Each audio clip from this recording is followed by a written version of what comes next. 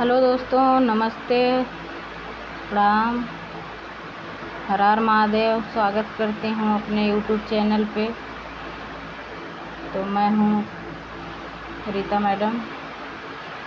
तो आप लोग हमारे चैनल पे ज़रूर जाइएगा।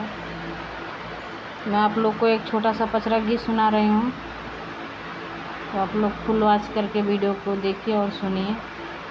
तो कैसन लगी कमेंट करके ज़रूर बताइए आप लोग। हे माई कहवा लगवलू बड़ी देरिया सेवकवारा उर बाटी जो है ना। हे माई कहवा लगवलू बड़ी देरिया सेवकवारा उर बाटी जो है ना। अतमाई आवत रहली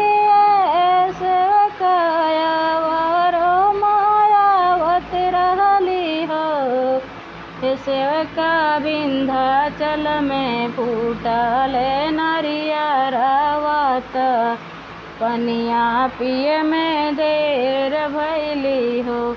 सेवका विंध्याचल में फूटल नरियरवत पनिया पिए में देर भैली हो।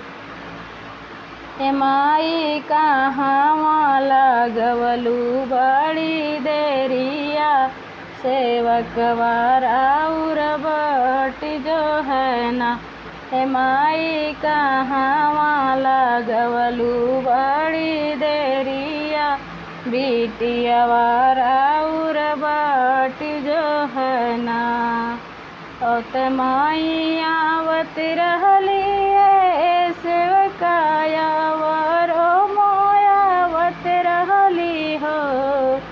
हे सेवका चौकिया जी मेला हरे चुनरिया पहिरही में देर भैली हो।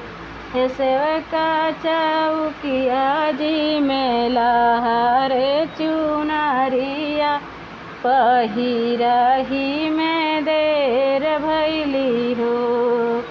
हे माई कहवा लगवलू बड़ी देरिया सेवकवारा उर बाटी जो है ना। हे माई कहवा लगवलू बड़ी देरिया बिटियावारा उर रह जो है ना। औत माई आवत रहली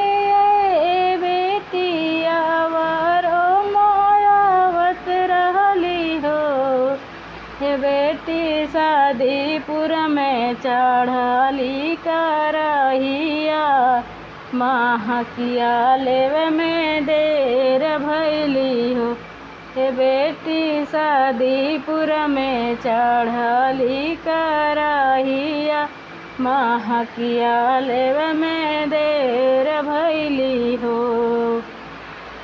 धन्यवाद दोस्तों। हमारा ये छोटा सा पचरा गीत कैसन लगी आप लोगों के कमेंट करके ज़रूर बताइए। फिर मिलब अलग वीडियो में अलग गाने के साथ में। तब तक के बाय बाय दोस्तों।